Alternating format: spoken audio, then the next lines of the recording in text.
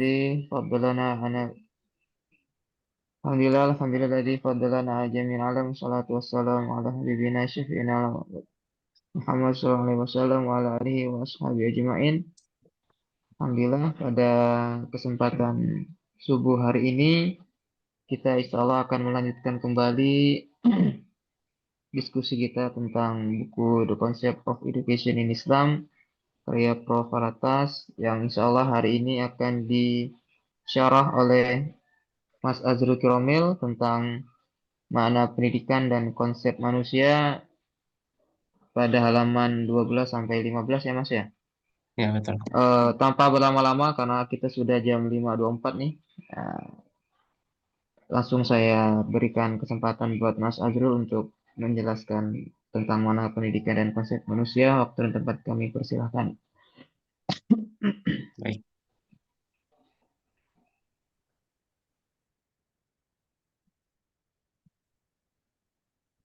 Sebentar saya share screen dulu. Sudah jelas ini layarnya. Sudah Mas, sudah. Oke. Oke. Bismillahirrahmanirrahim. Assalamualaikum warahmatullahi wabarakatuh. Waalaikumsalam. Alhamdulillah alladzi arsala rasulahu bil huda wa dinil haqq liyadhhirahu 'ala ad-dini kullihi wa kafa billahi shahida. Asyhadu an la ilaha illallah wahdahu la syarika lah wa asyhadu anna Muhammadan 'abduhu wa rasuluhu la nabiyya ba'dah. Allahumma salli wa sallim wa barik ala sayyidina Muhammad wa ala alihi wa sahbihi ajma'in. Rabbi syrah li sadri wa yassir li amri wa hlul 'uqdatam min lisani yafqahu qawli. Uh, Pertama-tama dan yang paling utama kita patut panjatkan segala puji dan syukur kita kehadirat Allah Subhanahu wa taala karena atas berkat rahmatnya lah sampai detik ini kita masih diberikan banyak kenikmatan oleh Allah, utamanya nikmat iman dan Islam, nikmat umur dan kesehatan, uh, dan masih banyak lagi nikmat-nikmat yang lainnya, termasuk nikmat untuk bisa bertatap muka, bermuajahah di dalam forum diskusi subuh ini ya. Uh, Salawat teriring salam kita aturkan kepada junjungan kita Nabi besar Muhammad Sallallahu Alaihi Wasallam beserta keluarga beliau, sahabat beliau, serta para pengikut beliau yang setia hingga akhir zaman. Semoga kita tergolong umat Rasulullah yang senantiasa mengamalkan sunnah-sunnah beliau dan mendapatkan syafaat dari beliau kelak. Amin ya rabbal alamin. Uh, Baik, kepada kawan-kawan sekalian, rekan-rekan sekalian, alhamdulillah kita subuh ini sudah masuk ke pertemuan keempat ya untuk membincangkan atau membahas buku The Concept of Education in Islam, A Framework for an Islamic Philosophy of Education, dengan berfokus kepada definisi pendidikan secara umum dan konsep manusia. Nanti kita akan lihat bagaimana Prof. Alatas menguraikan uh, konsep manusia itu dan kaitannya dengan pendidikan itu seperti apa. Kurang lebih ini garis besar pembahasan yang akan kita lakukan untuk berbincang tentang konsep pendidikan ini. Kita akan coba kilas balik dulu di beberapa pertemuan sebelumnya, ya. Kita flashback apa yang sudah kita bahas di pertemuan sebelumnya, karena itu akan sangat berkaitan dengan apa yang akan kita bahas pula pada pertemuan ini. Ya, kemudian barulah kita akan masuk ke tawaran Prof. Alatas terkait definisi pendidikan serta unsur-unsurnya. Nah, kemudian Prof. Alatas memulai menjabarkan lebih rinci ya di dalam definisi pendidikan yang diuraikan Prof. Alatas itu termuat tiga unsur pendidikan. Yang pertama konten, yang kedua proses atau pedagogi, ya. Yang ketiga manusia. Nah, beliau mulai menjelaskan eh, manusianya itu, mulai menjelaskan manusianya. Eh, Kemudian di dalam menjelaskan manusia itu Prof. Alatas menjelaskan lebih rinci lagi tentang akal, gitu, tentang akal. Kenapa kok akal ini penting untuk dijabarkan lebih lanjut? Nanti ada kaitannya dengan perkembangan sejarah pemikiran Barat, gitu. Nah, kemudian bagaimana akal dan hati itu berkaitan dengan tutur kata atau nutqun, ya. Dan ini sangat berkaitan dengan sifat esensial manusia itu. Yang terakhir baru perbincangan mengenai makna dari makna. Maksudnya kita ngomong tentang makna manusia, ya. Manusia, konsep manusia tadi sudah dibincangkan. Nah, makna makna itu apa gitu. Nah, makna manusia sudah dibincangkan. Maknanya makna itu apa gitu. Nah, itu Prof. Alata tuh sampai segitunya untuk menjabarkan lebih rinci, ya. Eh, Baru nanti di pertemuan selanjutnya itu sudah mulai masuk ke konten unsur pendidikan. Dan tadi kan saya sebutkan ada tiga ya. Nanti kita akan bahas lebih lanjut. Ada tiga unsur pendidikan ya. Ini ada tiga unsur pendidikan. Yang pertama konten, yang kedua proses atau pedagoginya, yang ketiga manusianya. Sebentar.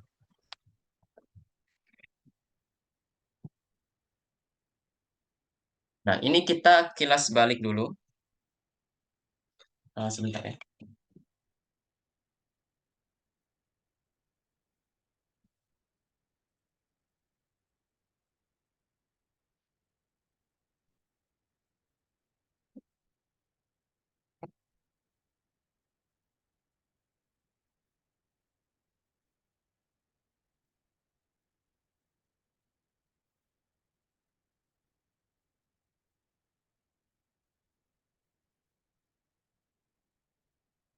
Eh, Tadi itu dini hari di sini itu kan hujan ya. Jadi saya amankan semua perangkat kalau kalau misalkan banjir gitu. Soalnya hujannya lumayan deras dari jam berapa ya? Ustaz Khalid ya, Ustaz Irfan. Jam 3 gitu. Jam 3 itu udah hujan di sini. Jadi Ini jam 2, Sat. Jam 2 Mas. jam 2 malah. Jadi Jam saya satu. amankan perangkat-perangkatnya di atas kasur terus karena dalam keadaan apa nyawa masih belum terkumpul. Jadi saya nggak begitu jeli menaruh perangkatnya, tapi alhamdulillah udah ketemu. Oke, kita lanjutkan. Nah, di pertemuan kedua ya, Ustadz Khalid kan sempat membahas lebih detail terkait dengan bagaimana sifat ilmiah bahasa Arab itu, atau bahkan sifat ilmiah bahasa secara umum tuh menyangkut apa gitu. Kenapa kok bahasa itu dikatakan ilmiah gitu ya?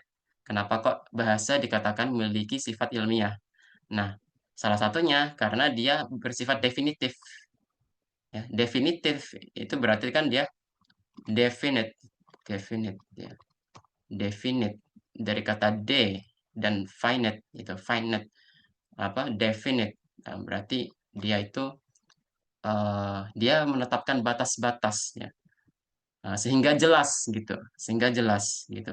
Kalau kita mencoba mendefinisikan kan, to divine ya, divine itu kan mendefinisikan. Define mendefinisikan maksudnya apa? Memberikan batas-batas ya, batas-batas kejelasan gitu. Sehingga sehingga maksud di balik kata yang kita definisikan itu mudah difahami. Nah, itu kan definisi kan seperti itu. Nah, di dalam mantik ya atau ilmu logika klasik gitu, definisi cara kita cara mendefinisikan sesuatu itu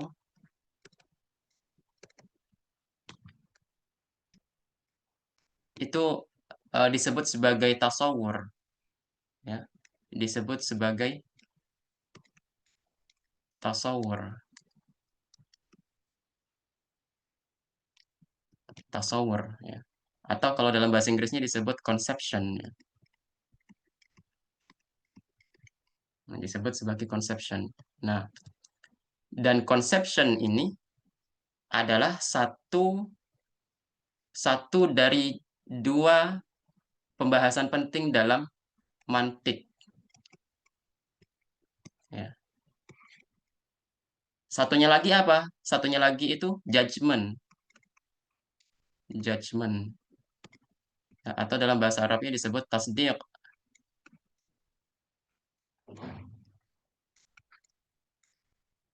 Nah, tasdiq artinya kalau kalau misalkan mungkin rekan-rekan kenal ya atau familiar dengan logika formal itu, logika formal ya. Bagaimana membentuk silogisme, kemudian adanya modus ponen, modus tolen, kemudian ada apa jika maka ya, kemudian dan turunan-turunannya. Nah, itu logika formal dan di dalam pembahasan mantik atau logika klasik itu disebut itu masuk dalam cakupan ranah tasdik gitu. Nah, ya, sebenarnya tasdik itu bukan sekedar ini ya logika formal, tetapi juga bagaimana dua kata misalnya, dua kata ya itu dirangkai dalam satu kalimat gitu. Nah, contoh rumah itu besar ya, rumah itu besar. Rumah itu apa? Ya. Nah, pertanyaan apa itu rumah itu masuk ke dalam conception, masuk dalam tasawur. Besar, apa itu besar? Masuk ke dalam conception. Ya. Ya, kemudian ketika dirangkai menjadi rumah itu besar, itu kan mengandung sebuah penilaian bahwa rumah itu besar gitu kan. Judgment muncul di situ. Ya.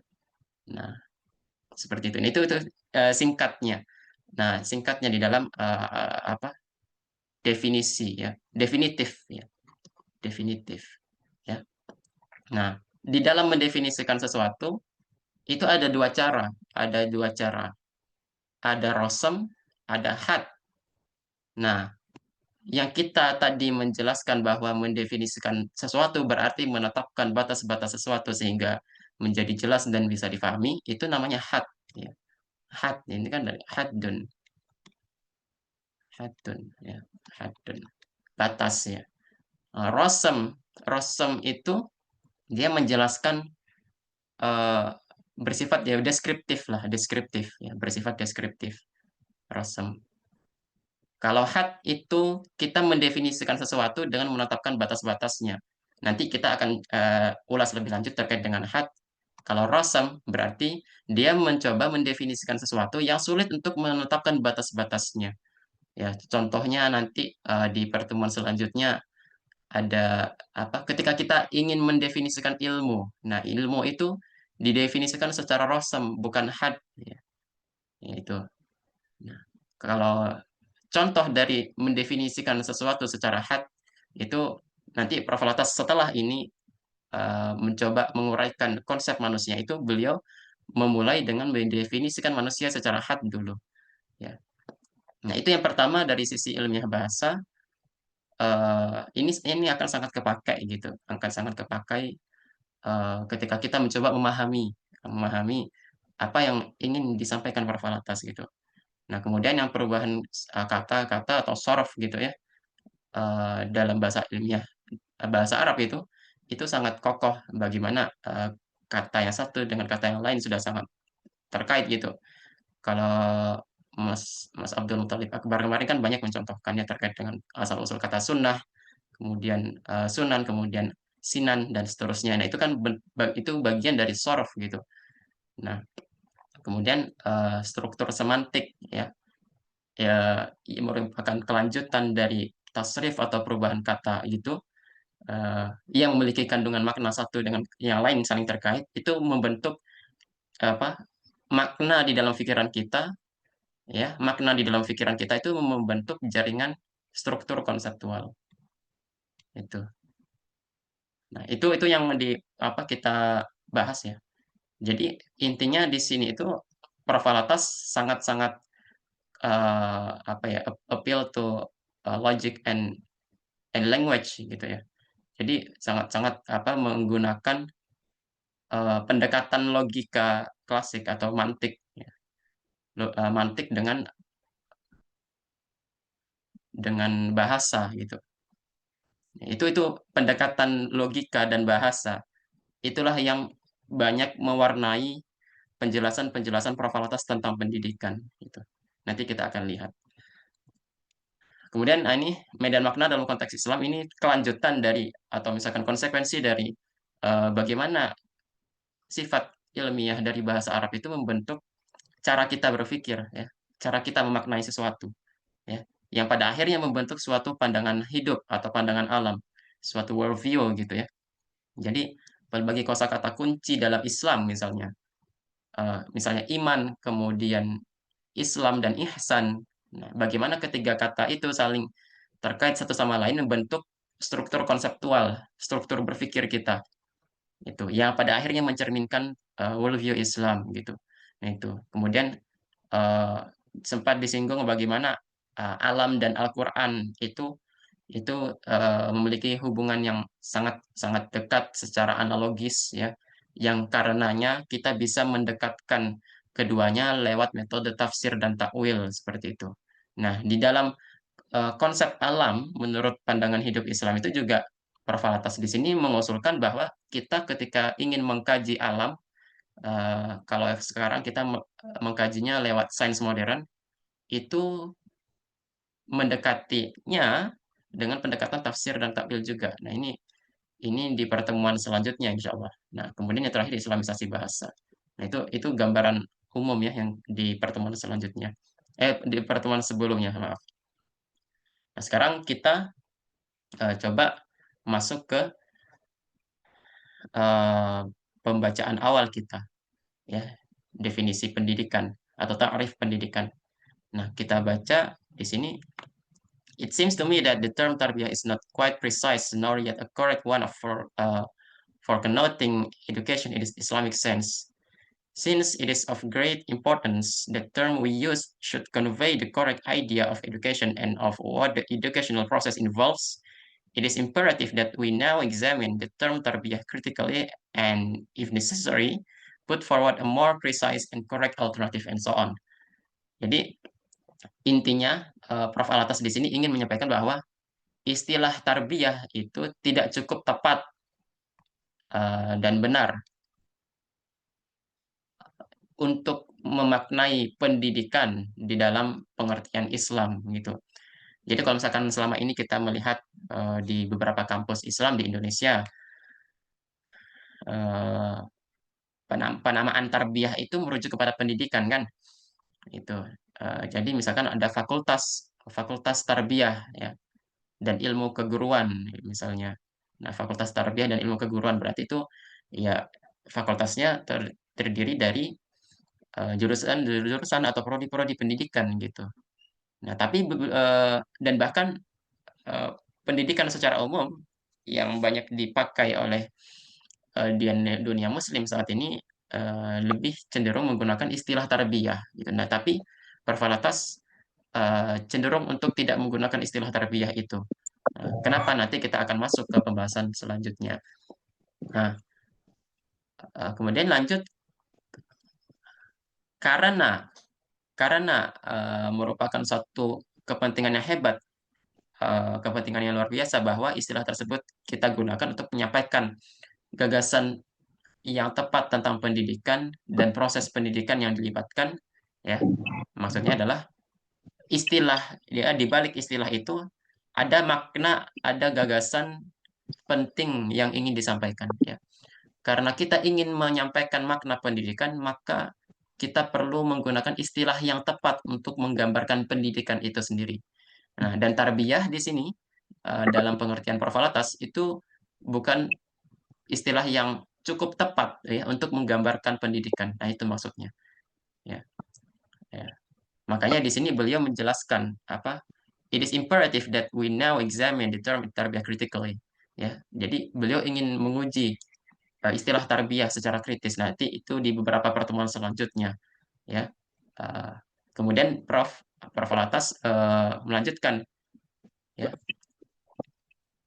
makna pendidikan dan yang apa yang dilibatkannya itu merupakan suatu perkara penting di dalam merumuskan sistem pendidikan dan penjelmaannya dan penerapannya atau implementasinya. Jadi ketika makna pendidikan itu kita rumuskan, maka itu akan memengaruhi sistem pendidikannya ya dan jelmaannya, implementasinya gitu ya. Ya, ini ringkasannya ya. Jadi tarbiyah tidak cukup tepat untuk menggambarkan pendidikan dalam pengertian Islam, ya. Perlu istilah baru yang menggambarkan pendidikan sebagai ganti dari tarbiyah. Nah, yang terakhir ini beliau ketika misalkan mengandaikan ya, ketika saya ditanya, what is education? Apa itu pendidikan? Nah, ini kelanjutan ya, kelanjutan. What is education? Ya, apa itu pendidikan? Apa itu pendidikan? Nah, di sini Prof. Alta sudah mulai mendefinisikan pendidikan. Apa itu pendidikan? Tadi yang di awal kita bahas definisi ya, cara mendefinisikan sesuatu itu kan ada rosem, ada had ya, ada menggambarkan atau mendeskripsikan sesuatu, ada yang menetapkan batas bagi sesuatu. Nah, di sini Prof. Alatas mulai mengurai definisi pendidikan ya, definisi pendidikan. Nah, apa jawaban Prof. Alatas dalam mendefinisikan pendidikan? Beliau jawab, education is a process of instilling something into human beings. Ya.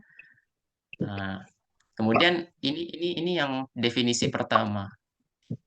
Definisi kedua gitu, ini education is something progressively instilled into man. Nah, beliau mengajak kita untuk berpikir lebih lanjut apa perbandingan dari kedua definisi ini. Ya, jadi definisi pertama itu pendidikan adalah proses. Proses apa? Menanamkan sesuatu pada manusia. Ya. Kemudian definisi kedua, pendidikan adalah sesuatu. Nah, sesuatu yang secara berterusan, secara bertahap itu ditanamkan kepada manusia. Nah, di sini ada perbedaan ya. Sekilas perbedaannya sebatas perbedaan tempat ya, perbedaan meletakkan tempat ya antara proses sesuatu dan manusia ya, dan proses sesuatu dan manusia itu sendiri adalah unsur pendidikan ya, unsur pendidikan. Nah, tapi apa dampaknya ketika terjadi perpindahan atau pertukaran tempat gitu? Apa yang ditukar? Ya, di sini definisi pertama menekankan kepada proses, definisi kedua menekankan kepada sesuatu. Nah, kalau definisi pertama, pendidikan adalah proses menanamkan sesuatu, ya kan? Nah, definisi kedua, sesuatu yang secara bertahap ditanamkan. Ya, apa signifikansinya? Apa dampaknya? Ya, ketika kedua unsur pendidikan itu ditukar posisinya. Nah, di sini Prof. Alatas menjelaskan. Yang pertama, ketika beliau menguraikan definisi yang pertama, beliau menjelaskan a process of instilling, ya, proses menanamkan, ya, berarti kan definisi pertama ya, refers to a method and a system by which what is called education is gradually imparted. Nah, jadi penekanan pada definisi pertama itu adalah metode dan sistemnya, ya, kaidahnya, ya, cara menanamkan pendidikannya. Ya, berarti kesimpulannya adalah pendidikan itu soal cara, ya kan? Soal cara menanamkan sesuatu kepada manusia. Nah, kemudian something di sini, ya, sesuatu di sini merujuk kepada konten, ya. Konten dari apa yang ditanamkan. Konten dari apa yang ditanamkan. Ya. Jadi definisi pertama menekankan proses, definisi kedua menekankan konten. Berarti pendidikan itu soal konten yang ditanamkan kepada peserta didik. Nah, gitu. Ya. Nah, di sini manusia merujuk kepada penerima keduanya. Nah, tapi eh, di sini beliau menjelaskan ya, di definisi pertama itu kecenderungannya hanya terlalu terpaku kepada cara mendidik ya, kepada proses mendidik. Nah, itu. Definisi pertama itu cenderung berfokus kepada cara mendidik ketimbang kontennya. Nah, kemudian yang definisi kedua, penekanannya itu ada pada kontennya, sesuatu gitu. Kontennya itu apa gitu. Nah, proses seperti apa yang ditanamkan dan apa itu manusia. Nah, di sini beliau menjelaskan bahwa sebetulnya kedua definisi ini perlu diperjelas lagi, ya, karena masih kabur, ya. Namanya definisi itu kan dia menetapkan batas-batas yang jelas, ya kan, menguraikan sesuatu sehingga menjadi jelas dan karenanya kita bisa memahami maksud di baliknya gitu. Tapi apa yang beliau sampaikan di sini itu dua definisi yang beliau uraikan ini masih perlu eh, diperinci, dielaborasi lebih lanjut. Nah, disinilah kemudian beliau lebih memilih definisi yang kedua, ya. Let us consider this last formulation and proceed in analyzing the inherent concepts. Jadi beliau mempertimbangkan definisi yang kedua, yaitu pendidikan adalah soal konten yang secara bertahap ditanamkan kepada manusia.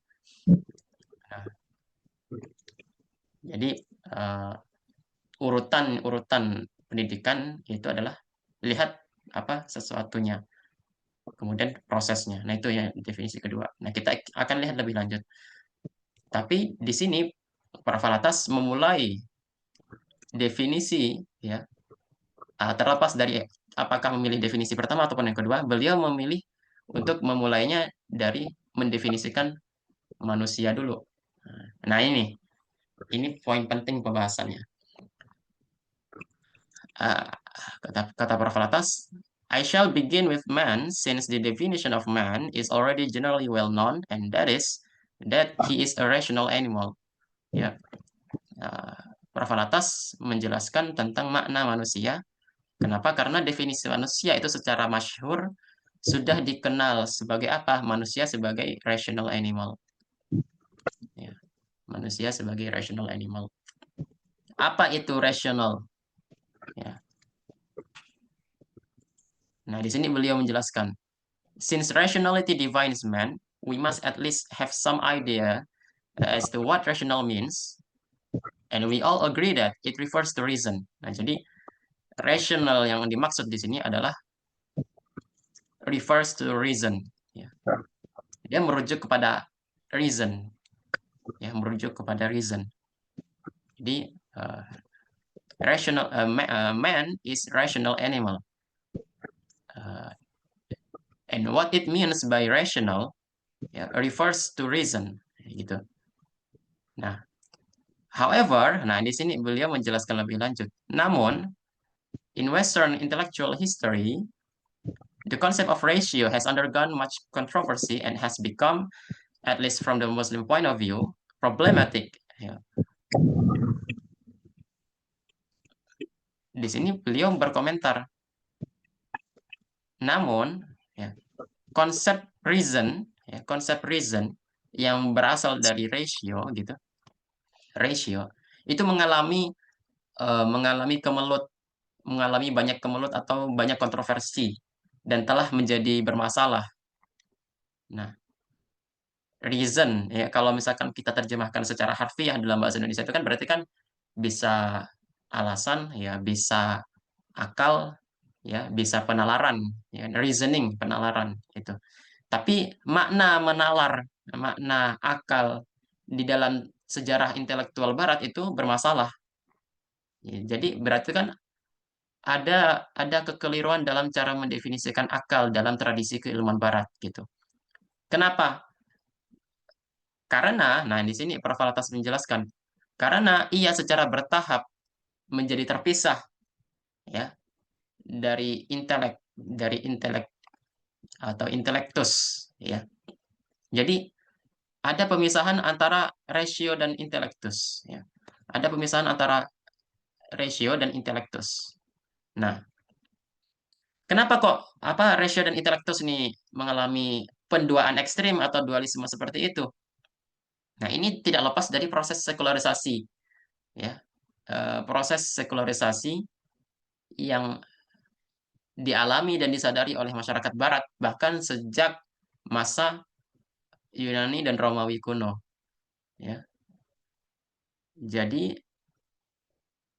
persoalan persoalan epistemologis yang dialami oleh tradisi keilmuan barat itu salah satunya ialah pensekularan atau sekularisasi, ya. Dan salah satu bentuknya adalah adanya dualisme, ya. Ada ratio dan intelektus. Nah, di sini kalau misalkan kita ingin lihat lebih lanjut penjelasan dengan ratio dan intelektus itu ada di dalam risalah untuk kaum muslimin. Nah, ratio ini adalah perangkat akliyah atau eh, apa ya, kemampuan kemampuan manusia untuk menilai menilai sisi sisi jasmani dari alam, ya, sisi sisi fisik dari alam itu, ya. Jadi ratio itu mungkin saya ini ya, eh, buka di Risalah untuk kaum muslimin itu beliau menjelaskan. Nah,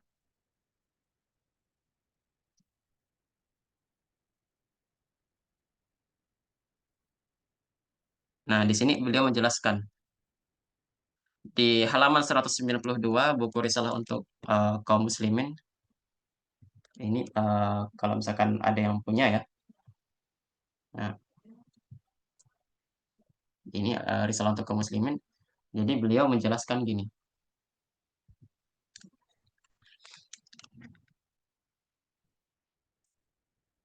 Akal insan itu suatu penduaan yang terbagi kepada alat yang merenungkan hakikat rohani yang digelar intelektus dan alat yang memahami serta menguasai alam zahir yang digelar ratio. Ya, jadi oleh karena alam zahir yang difahamkannya juga sebagai alam tabii itu hanyalah benda belaka, tambahan pula makhluk yang nista, dan oleh karena yang lebih diutamakannya hanyalah apa yang dianggap sebagai alam yang di luar alam tabii dan yang lebih luhur daripadanya, mereka telah menista sehingga meneledor serta mengabaikan penggunaan ratio atau reason dan pengkajian alam tabii yang berdasar kepadanya. Sebaliknya pula, mereka telah menekankan pengutamaan intelektus dalam merenungkan perkara-perkara rohani. Jadi, intinya adalah ratio ini alat untuk merenungi eh, makna makna rohani gitu. Sorry, makna-makna jasmani dalam hal ini ya alam alam fisik atau alam tabii, ya. Ya seperti yang kita lihat di sekeliling kita, di alam sekitar kita.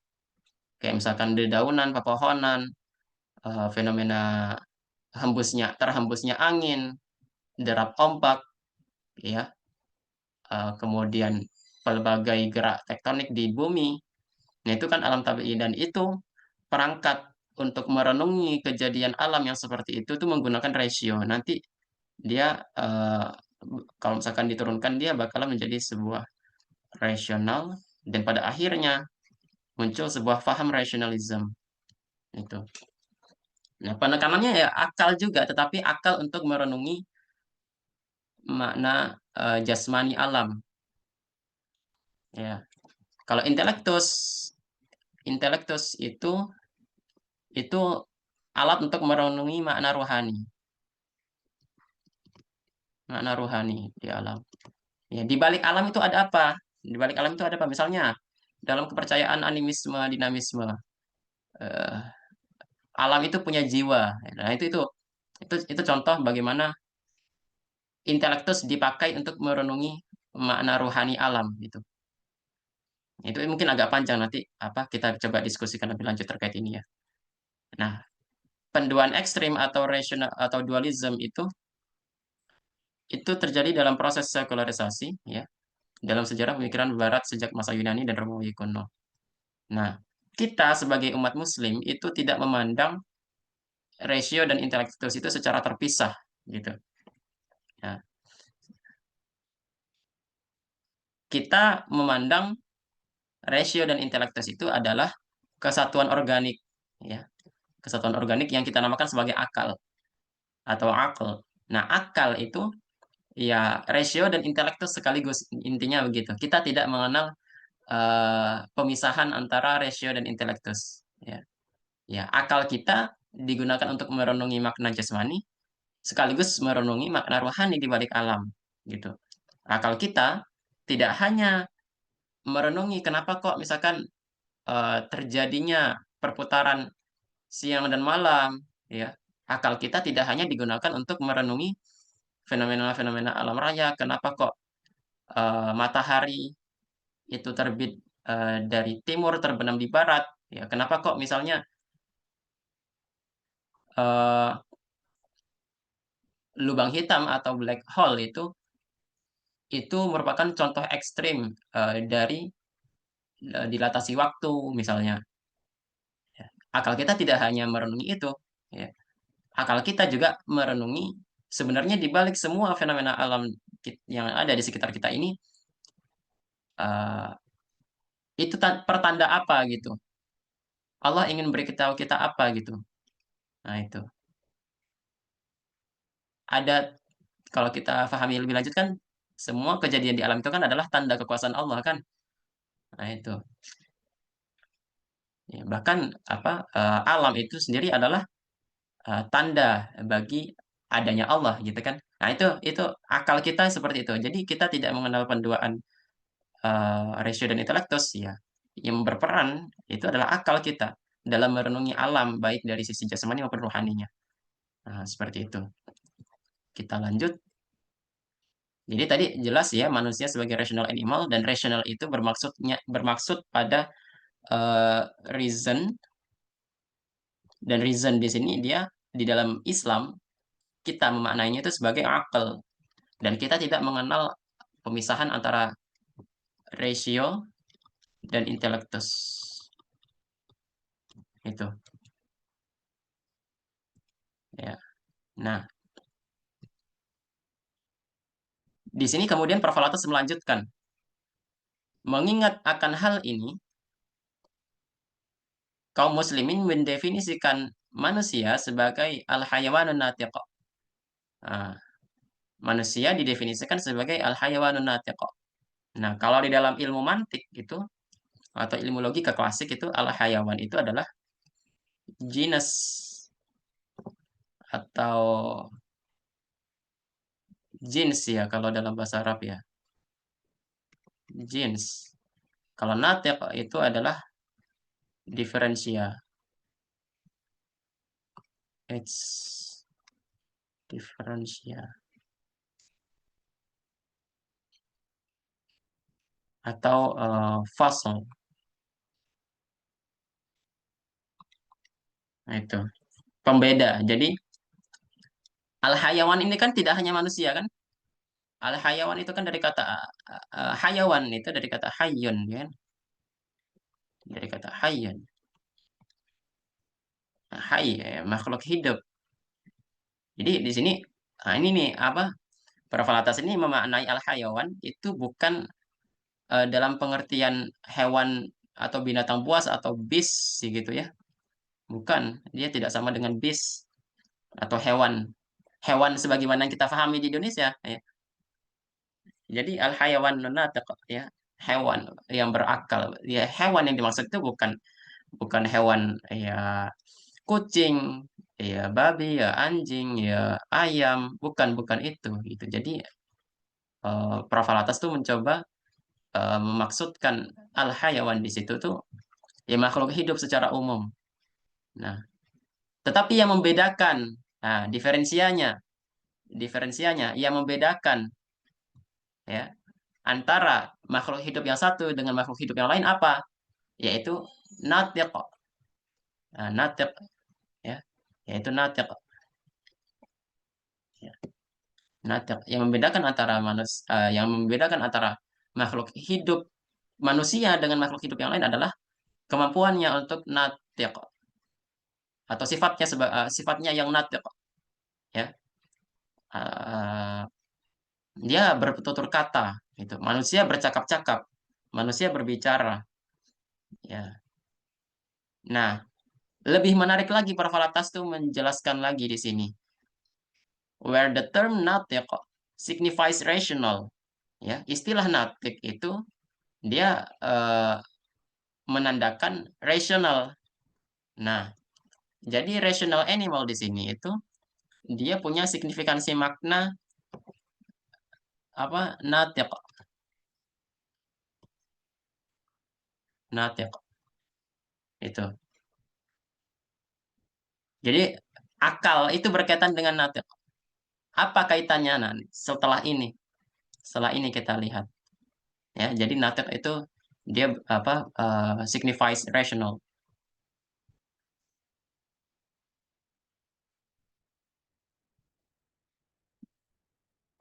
Tadi di teks selanjutnya, man is possessed of man is possessed of an inner faculty that formulates meaning. Ya, manusia punya inner faculty. Faculty ini eh, tidak melulu difahami sebagai fakultas sebagaimana yang kita jumpai di universitas-universitas ya. Ya, ya fakultas itu sendiri kan apa eh, gaya bahasa yang diserap dari bahasa Belanda kan. Setiap yang di belakang apa ya enggak semua sih. Pokoknya kalau misalkan menemu misalkan universitas, universitas, universitas, universitas, as itu kan gaya-gaya bahasa Belanda. Kalau misalkan di Malaysia itu kan dia nyebutnya university ya, university. Ini kalau fakultas dia nulisnya faculty, ya kan? Gitu. Nah, sebenarnya faculty atau fakultas di sini tidak melulu dimaknai ya sebagaimana kita pahami misalkan eh, fakultas matematika dan ilmu pengetahuan alam. Dia terdiri dari jurusan matematika, fisika, kimia, aktuaria dan seterusnya. Kemudian fakultas adab dan sosial humaniora dia terdiri dari prodi apa-apa gitu udah tidak melulu seperti itu maknanya. Di dalam wacana-wacana keilmuan itu faculty di sini berarti kuwah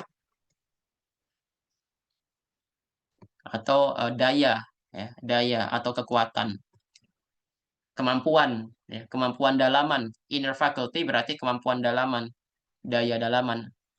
Nah, apa kemampuan daya dalaman ini?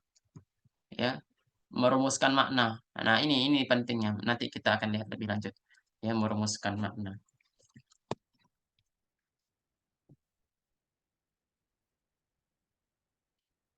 Ya, merumuskan makna. Nah, perumusan makna, the formulation of meaning involves judgment and discrimination and clarification. Nah, jadi perumusan makna ini melibatkan judgment, discrimination, and clarification. Jadi pembahasan awal kita sebelum-sebelumnya tadi ya tentang uh, uh, tasawur, ya, tasdik itu terangkum di sini semuanya, terangkum di sini semuanya, ya, terangkum di situ semuanya.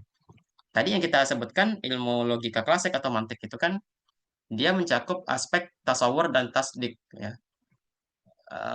cara mendefinisikan sesuatu dan uh, menilai sesuatu, ya, menjustifikasi sesuatu. Nah, di dalam mendefinisikan sesuatu itu kan ada pembedaan. Tadi itu kan contoh al-hayawanun natiq itu kan makhluk hidup yang berakal itu kan definisi yang mencoba membedakan antara makhluk hidup yang satu dengan makhluk hidup yang lain kan. Nah, itu itu termasuk eh, membedakan eh, discrimination atau distinction itu.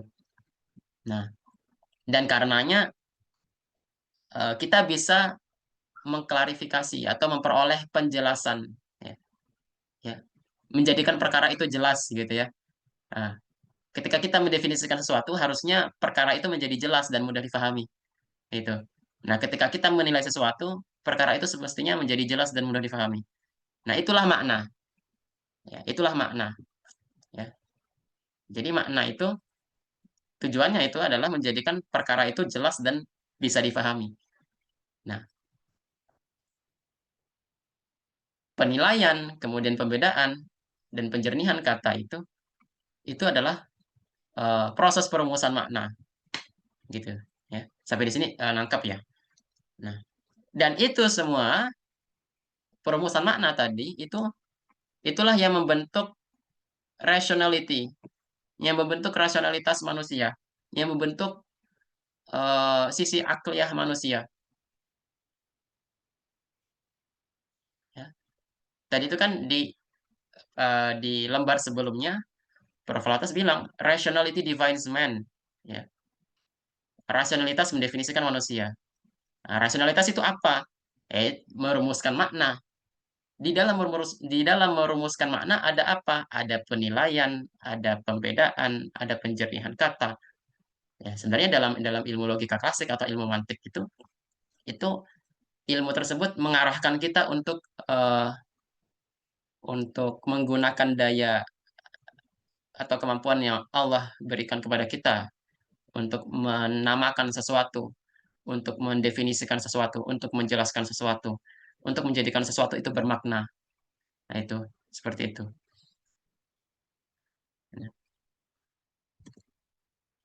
Jadi seperti itu. Kemudian the term natiq and nutqun are derived from a root that conveys the basic meaning of speech. Nah, ini saya agak percepat ya.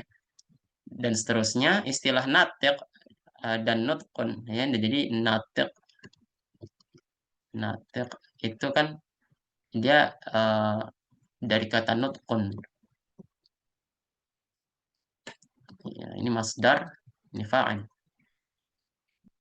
Diturunkan dari akar yang menyampaikan dasar makna berbicara tadi ya. Natiq ya, itu adalah bertutur kata, berbicara.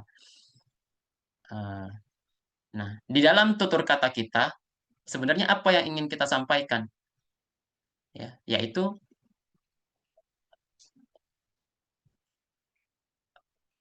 to articulate words in meaningful pattern, untuk mengartikulasikan kata-kata dalam pola yang bermakna. Jadi kita kita kan berkata-kata nih, bercakap-cakap nih, ya kan? Ya, dalam bercakap-cakap tentu ada tata bahasanya, ada apa susunan katanya yang menjadikan kata-kata itu bermakna, gitu kan seperti itu. Nah, jadi sebenarnya articulation of linguistic symbols, ya, ya, articulation of linguistic symbol, pelafalan pelafalan simbol-simbol linguistik itu, ya, tutur kata yang kita sampaikan, ya, perbincangan yang kita sampaikan lewat kata-kata itu sebenarnya adalah is no other than expression of the inner unseen reality which we call akal. Jadi artikulasi simbol-simbol linguistik, pelafalan simbol-simbol linguistik yang membentuk pola yang bermakna itu tadi, itu tidak lain adalah ekspresi dari akal kita. Jadi ketika kita menyampaikan sebuah kata-kata gitu, itu sebetulnya berasal dari akal kita. Itu gambaran akal kita. Jadi tutur kata kita itu adalah cerminan akal kita. Nah, itu ya. Nah, itu maksud Prof.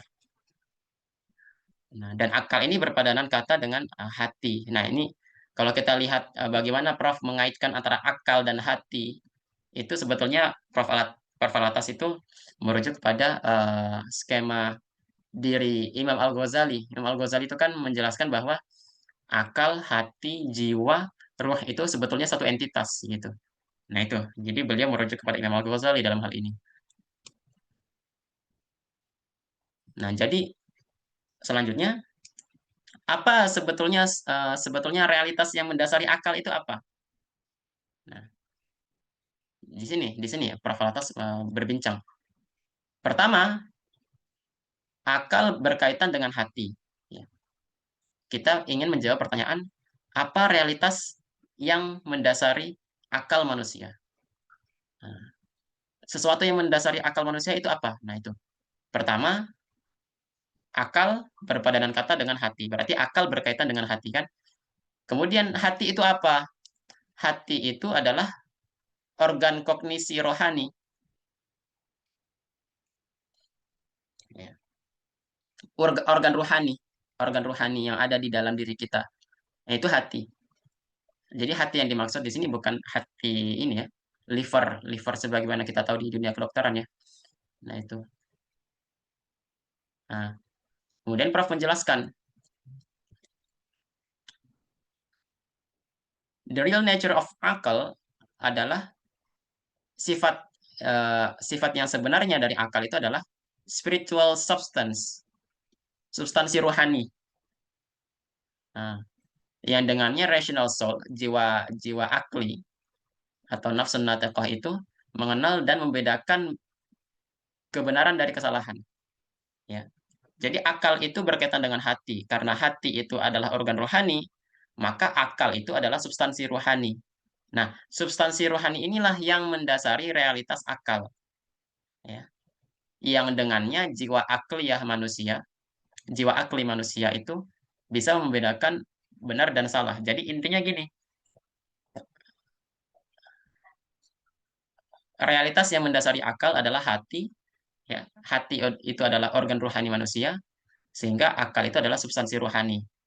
Substansi rohani ini berperanan penting di dalam membedakan ya antara yang benar dan yang salah ya gitu. Jadi jika manusia ialah makhluk berakal dan akal ialah substansi rohani, maka realitas yang mendasari definisi manusia ialah substansi rohani. Seperti itu. Nah, ini yang terakhir. Kita masih ada berapa menit ya, Ustadz Irfan Afwan? Saya khawatir apa terlalu panjang. Kurang lebih 15 menit kali ya baru apa diskusi. Oke, siap-siap. Berarti masih ada waktu ya. Alhamdulillah. Oke, baik. Saya izin lanjutkan. Nah, sekarang kita masuk ke makna dari makna. Tadi itu kan kita sudah menjelaskan eh, bahwa akal itu punya peran merumuskan makna kan, dan perumusan makna itu melibatkan judgment, discrimination, clarification, ya. Nanti ada tambahan distinction gitu. Nah, tapi makna itu apa? Nah, ini beliau bicara di sini. Ya. Ketika kita berbicara pendidikan, karenanya ia perlu berkaitan dengan realitas manusia, hakikat manusia itu sendiri. Yang hakikat manusia itu sendiri tidak sesederhana sisi sisi hewan, sisi animal, dan sisi jasad dia. Jadi manusia itu bukan hanya jasad ya dan animal, tapi manusia itu juga punya sisi ruhani ya. Sisi ruhani ini adalah dasar dari realitas akal kita. Dan akal inilah yang menjadi esensi manusia, yang menjadi sifat esensial manusia, yang membedakan antara manusia dengan makhluk hidup yang lain. Nah, jadi secara esensi manusia disebut manusia itu ketika dia berakal, ya. Berakal berarti dia bisa bertutur kata, ya. Berbahasa karenanya menunjukkan sifat berakal manusia, ya. Hmm, seperti itu. Nah, ketika menjelaskan makna, ya, tadi itu kan ya eh, makna.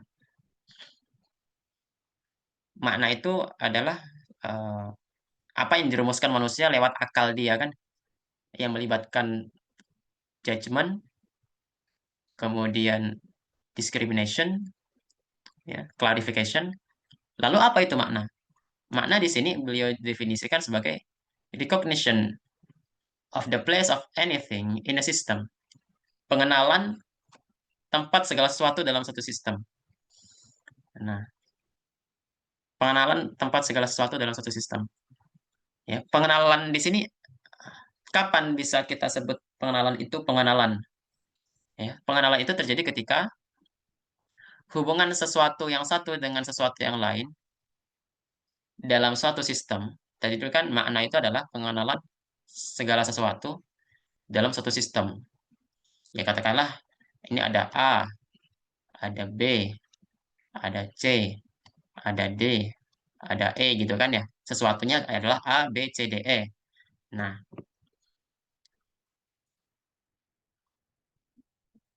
pengenalan itu terjadi ketika hubungan sesuatu dengan sesuatu yang lain dalam suatu sistem menjadi jelas dan bisa difahami. Maksudnya misalkan A berhubungan dengan B berhubungan dengan C berhubungan dengan D berhubungan dengan E, B berhubungan dengan E. Nah, seperti itu. Hubungannya secara kasarnya seperti itu.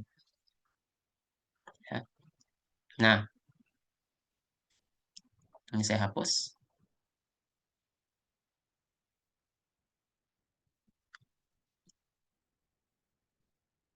Hubungan hubungan tersebut menggambarkan suatu tatanan atau keteraturan tertentu, ya. Jadi adanya keteraturan itu menggambar apa? Cermin dari hubungan itu. Nah,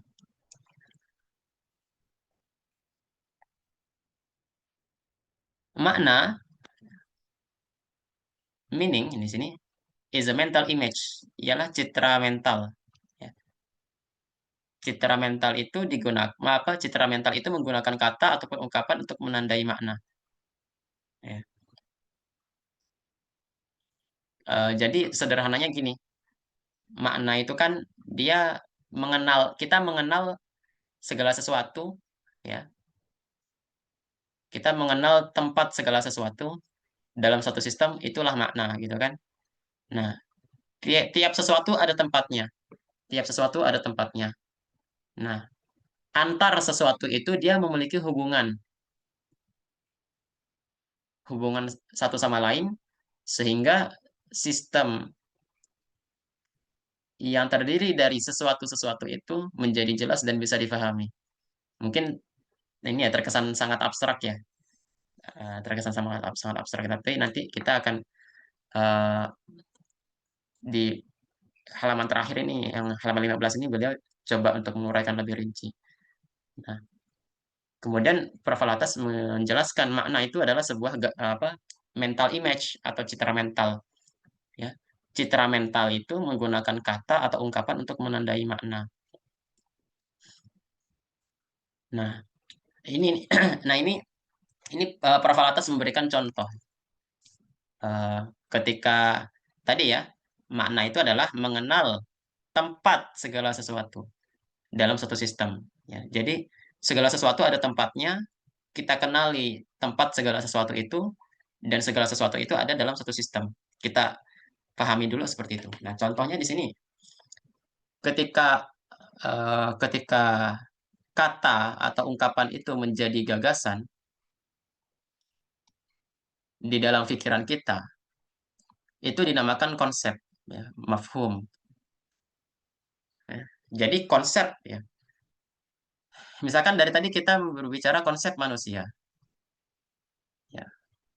Konsep manusia, kita menyampaikan makna manusia itu kan lewat kata-kata, ya, ya, kata-kata. Dan kata-kata itu kan mencerminkan gagasan, ya kan? Mencerminkan apa yang ada di pikiran kita. Nah, ketika kata-kata, ya, itu di balik kata-kata itu ada gagasan, ya. Ketika ungkapan kata menjadi gagasan di dalam akal, itu dinamakan konsep. Itu seperti itu. Kemudian yang kedua, ketika form yang bisa dinalar atau intelligible form itu dibentuk di dalam pertanyaan apa itu, dia dinamakan esensi. Ya tadi ya, contohnya tadi manusia. Apa itu manusia? Nah, itu ketika kita menanyakan apa itu manusia, itu sebetulnya kita sedang menanyakan esensi manusia itu apa sih gitu. Nah, itu tadi. Ya. Kalau jawabannya adalah manusia adalah al-hayawanun natiq, berarti itulah esensi manusia. Berarti esensi manusia adalah al-hayawanun natiq. Ya. Yang menjadikan manusia itu manusia gitu.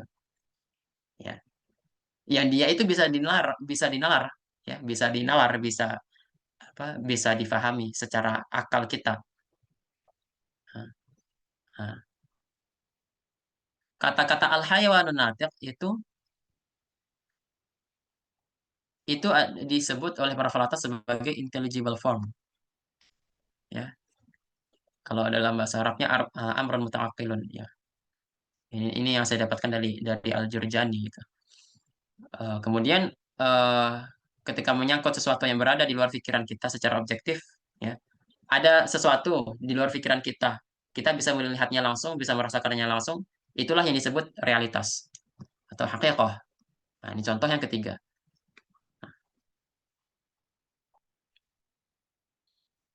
Ya. Kemudian ketika kita melihat ada realitas yang spesifik, ya, yang dibedakan dari realitas yang lain. Misalnya sama-sama manusia, manusia A, manusia B, manusia C. Tapi masing-masing manusia tadi memiliki kekhasannya sendiri, memiliki keberadaan individunya sendiri atau keindividuannya. Nah, itu disebut huwiyah, ya, individual existence. Nah, itu.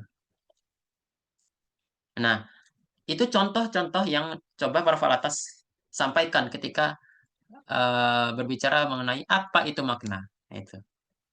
Nah, tadi itu kan apa itu makna? Itu kan berarti sebetulnya pertanyaan esensial kan? Ya, sih kita ingin tahu sifat esensi dari makna itu sendiri apa. Sifat esensi dari makna itu sendiri adalah kita mencoba menempatkan segala sesuatu dalam suatu sistem, ya, dan sistem itu terhubung kait satu sama lain sehingga kita mudah memahaminya. Tadi contohnya pikiran kita, ya, pikiran kita, ada pikiran kita, ada benda di depan kita, ya. Kita ingin memahami benda itu. Nah, itu ada dua sesuatu, ya, dan dua sesuatu itu kan saling terhubung kait dalam satu sistem. Sistem apa? Sistem konsep, gitu. Ada ada misalkan di depan kita ada manusia. Kita punya pikiran, kita ingin memahami manusia itu apa sih? Ya, sifat esensi manusia itu apa?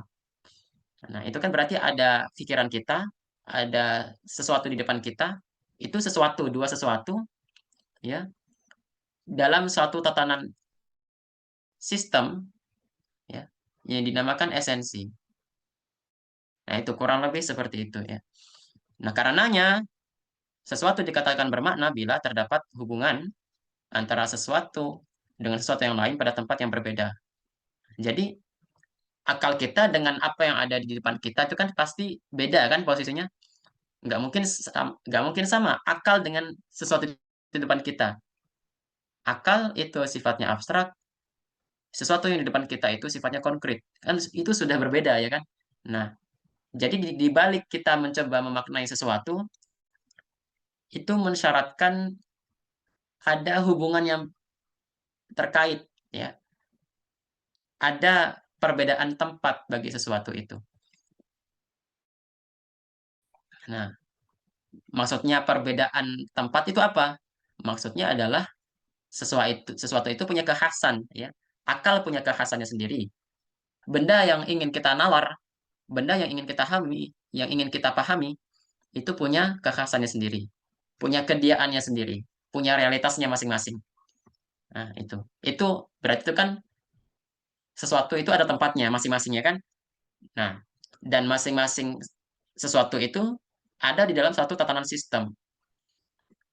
Kalau misalkan tadi ya, sesuatu yang satu dengan sesuatu yang lain tidak bisa dibedakan, akal dengan perkara yang hendak kita pahami itu tidak bisa dibedakan, ya tidak ada sistem, karenanya tidak ada makna, ya. Karenanya kita tidak bisa memaknai sesuatu itu. Itu. Nah, ini mungkin yang bagian terakhir ini agak-agak abstrak ya. Saya mencoba untuk menyampaikannya. Ya saya harap walaupun tidak semuanya walaupun tidak semuanya difahami, setidaknya intinya dapat ya. Itu.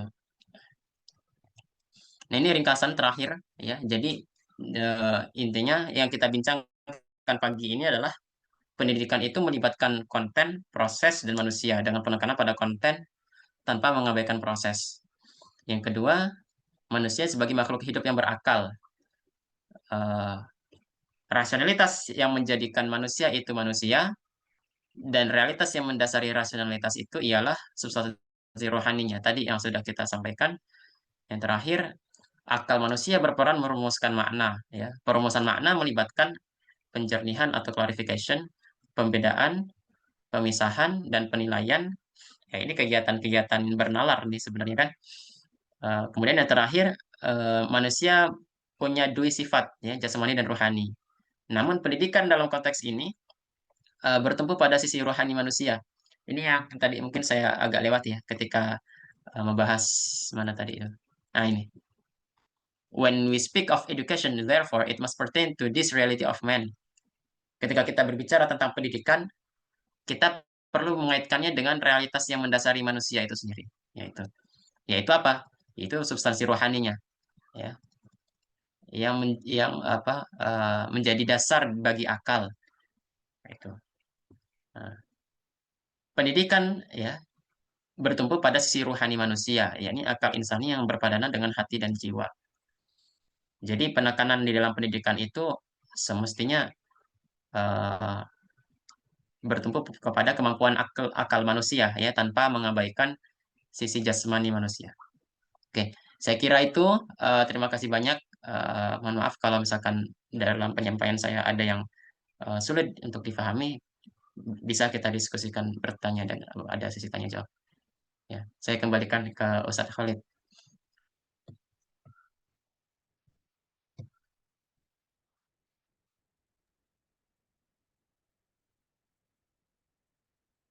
Ustadz Irfan. Oke.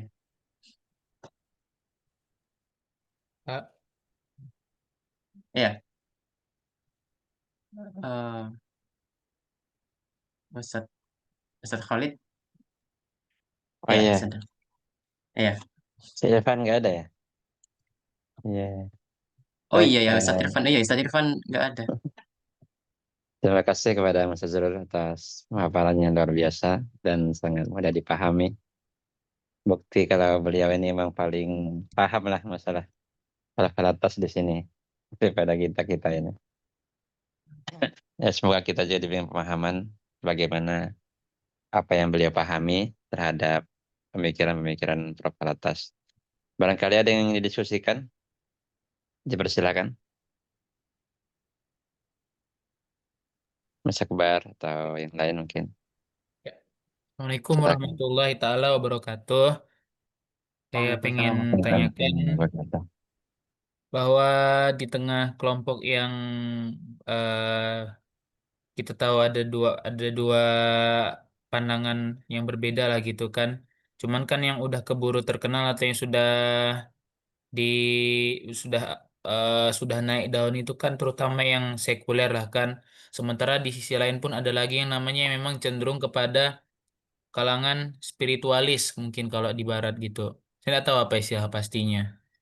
Tapi biasanya mereka itu suka sekali untuk mencari-cari soal bagaimana filsafat, bagaimana soal alam gaib. Cuma mungkin pengkajian di barat itu kan berbeda dengan yang ada di sini. Kalau di sini kan soal-soal mistik gitu kan, tapi kalau di barat itu kan mereka kayak mencari malah sampai buat ke pengamatan soal alam luar angkasa dan semacamnya.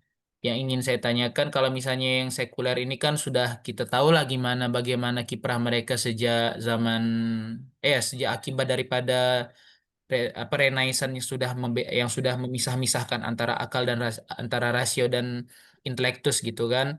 Cuman ada lagi satu golongan yang mungkin bisa katakan spiritualis lah kan yang menganggap bahwa manusia ini malah belum hanya bisa menggunakan akalnya secara zahir.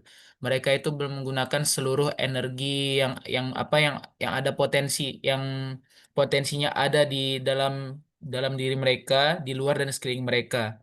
Sampai mereka tuh menganggap ada yang namanya itu saya nggak tahu, mungkin pernah dengar skala Kardashev mungkin yang menganggap bahwa kalau peradaban di bumi ini masih sangat dasar, kalau di luar angkasa itu mereka sudah mendaya gunakan seluruh energi mereka sampai ke soal batin, soal apa ruhani mereka pun bisa jadi energi dan bisa jadi suatu apa namanya suatu invention yang besar lah daripada yang ada di muka bumi kita sekarang ini. Bagaimana eh, Al-Akh Al-Mukarram Bang Azrul ini menanggapi lah dengan tanggapan-tanggapan seperti itu, bahwasanya kalau di dalam Hmm. jiwa pun, di dalam ruhani pun ada kayak energi dan semacamnya gitu, Bang. Terima kasih. Hmm. Ya, baik. Ini bisa langsung saya jawab ya. Sebenarnya apa ya, ini yang apa disebut sebagai spekulasi filosofis ya. Jadi dalam dalam tradisi Barat itu mereka memang dikarenakan tercerabut dari wahyu itu, jadi mereka mengandai-andai gitu, berspekulasi secara filosofis ya. Ya, judulnya filosofis tapi dia spekulatif.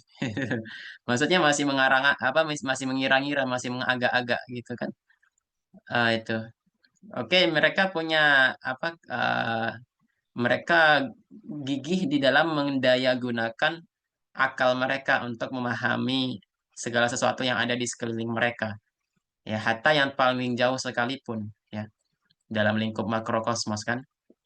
Tetapi apa yang kita coba pahami ketika kita mendengarkan apa penjabaran mereka tentang beberapa wacana yang mereka coba utarakan gitu, itu itu sebetulnya mencerminkan bahwa mereka itu tidak betul-betul dipandu, tidak betul-betul dipandu oleh suatu perangkat epistemologi yang mampu memberikan kepastian gitu. Nah, itu yang mampu memberikan kepastian. Kalau kita coba lihat secara epistemologis, kita kan di dalam epistemologi Islam itu ada sumber ilmu eh, panca indera, akal yang sehat, dan kabar yang benar kan. Nah, panca indera kita memberikan apa kita kemampuan untuk memahami apa yang ada di apa yang kita lihat, apa yang kita dengar, apa yang kita rasakan, apa yang kita apa kecap, apa yang kita cerap gitu ya. Nah, itu tetapi dia punya batasnya kan, punya batas.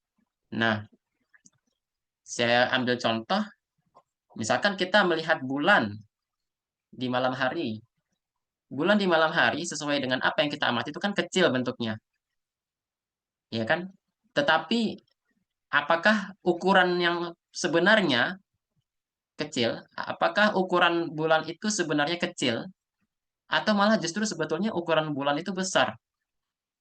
Nah, panca indera kita tidak mampu menjawabnya. Yang bisa menjawabnya adalah akal kita, gitu. Akal kita bermain di situ. Oh, eh, bulan ini kan jaraknya terpaut jauh dengan kita. Kalau ukuran ukuran bulan di malam hari itu segini, ya, dan bulan itu jaraknya jauh sangat, ya, sangat jauh dengan kita, maka semestinya bulan itu berukuran besar. Nah, itu kan kesimpulan kita kan secara nalar kita kan. Nah, jadi akal kita itu memberikan kepastian bagi panca indera. Nah, tetapi akal kita pun juga punya batas, ya, punya batas. Batas kemampuan akal kita apa? Batas kemampuan akal kita adalah di antaranya akal kita itu cenderung untuk eh, ber apa? Cenderung untuk bertindak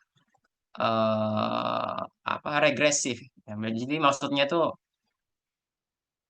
akal kita tuh punya kecenderungan untuk infinite regression, infinite regress. Maksudnya apa? Contoh, alam ini bermula dari apa sih? Alam ini bermula eh, dari misalnya atom. Atom itu bermula dari apa sih? Atom bermula dari quark dan lepton dan seterusnya. Nah, kumpulan atom kumpulan atom itu sebenarnya bermula dari apa? Bermula dari Big Bang. Nah, Big Bang itu bermula dari apa? Bermula dari ini dan ini bermula dari apa? Dan seterusnya itu. Nah, itu kan infinite regress. Jadi tak berkesudahan. Jadi kita mencoba mencari asal muasal yang tak berkesudahan. Nah, itu kan infinite regress. Nah, akal kita tuh punya kecenderungan untuk itu.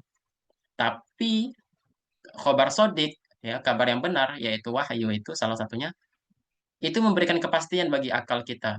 Ya. Kepastian apa? Bahwa alam ini bermula gitu. Alam ini punya awal, dan karena alam ini berawal, maka ada yang mengawali. Ya, ya. Alam ini ada, keberadaannya itu bermula, ya, karena keberadaannya bermula, ada yang memulakan. Ya, ada sesuatu yang memulakan. Ya, ini Allah. Nah, itu akal kita tuh dipandu oleh wahyu seperti itu. Jadi wahyu itu memberikan kita kepastian bagi akal. Ya. Kemudian contoh lain kayak misalkan sejarah manusia, sejarah manusia. Manusia itu apa sih gitu? Kalau dalam sains modern itu kan manusia itu dia digambarkan sebagai Homo sapiens. Homo sapiens ini pernah hidup berdampingan dengan homo-homo yang lain, misalkan Homo denisovans, Homo neanderthals, ya. Kemudian mereka berkawin gitu, ya. Tapi sebelumnya ini mereka berasal dari homo yang lain lagi, yang lebih awal, dan seterusnya sampai ke nenek moyang kuno atau common ancestor. Nah, common ancestor ini bermula dari apa? Bermula dari kandungan-kandungan kimia, ya, yang disusun dari sifat-sifat yang memungkinkan dia itu hidup. Jadi muncullah unsur-unsur kehidupan di planet ini apa saja, misalkan oksigen, ya, kemudian hidrogen. Nah, ketika hidrogen dan oksigen itu bercampur, dia akan menjadi apa gitu? Apakah menjadi sesuatu yang hidup atau enggak? Oh, ternyata menjadi sesuatu yang hidup, misalnya begitu. Nah, oksigen dan hidrogen ini terdiri dari apa? Ya, kembali lagi ke situ. Nah, itu infinite regress, jadi kan tidak berkesudahan gitu. Sedangkan kita sendiri kan memerlukan kepastian, ya kan? Nah, wahyu itu memberikan kepastian buat kita. Jadi ketika kita mencoba berpikir, ya, bernalar, kita hasil kesimpulan dari penalaran kita itu tidak spekulatif, tetapi dipandu oleh wahyu. Nah, itu. Nah, jadi sebetulnya secara secara lebih mendasar itu seperti itu sih. Jadi kecenderungannya adalah mereka lebih berspekulasi gitu. Itu sih.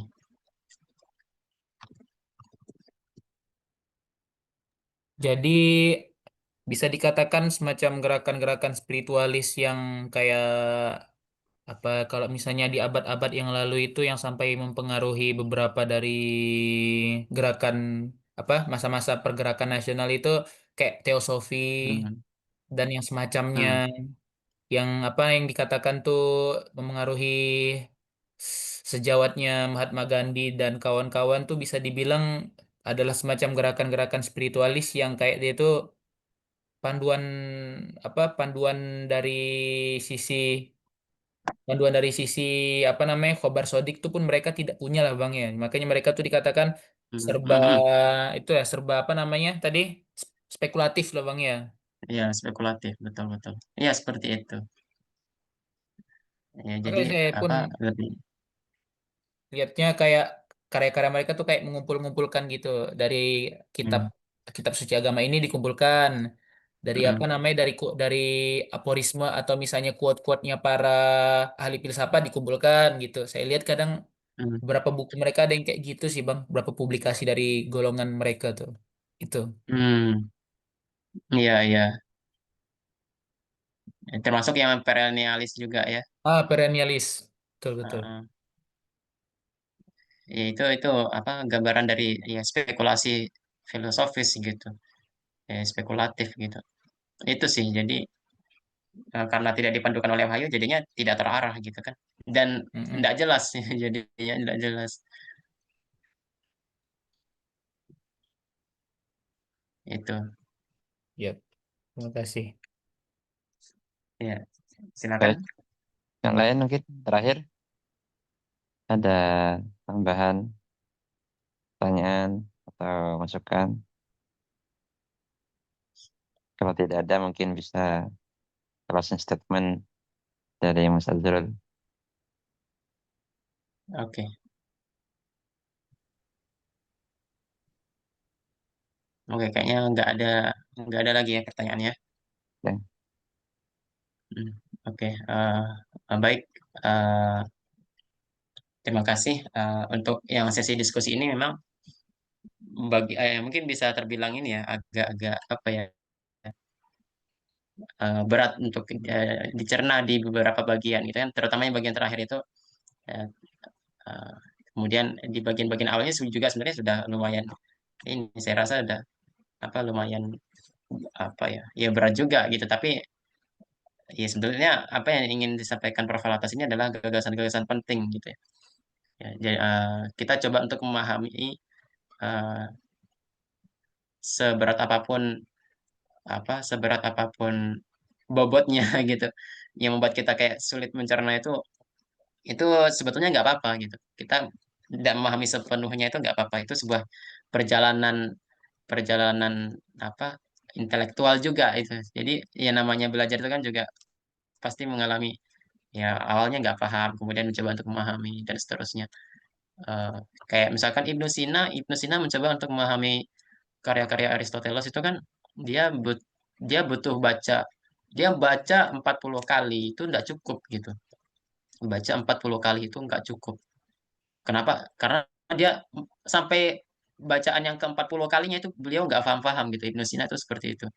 Awal-awalnya ketika mencoba memahami inti gagasan Aristoteles. Tapi kemudian beliau menjumpai satu buku yang menyederhanakan bahasa eh, yang disampaikan oleh Aristoteles. Jadi dari situlah kemudian Ibnu Sina setelah membaca buku companion itu ya, buku pendamping itu, entah itu sifatnya ringkasan atau apa gitu, pokoknya intinya buku itu dia mencoba menjelaskan secara sederhana gagasan Aristoteles. Akhirnya ya beliau seiring dengan berjalannya waktu memahami gagasan Aristoteles dan mencoba mengembangkannya lebih lanjut ya.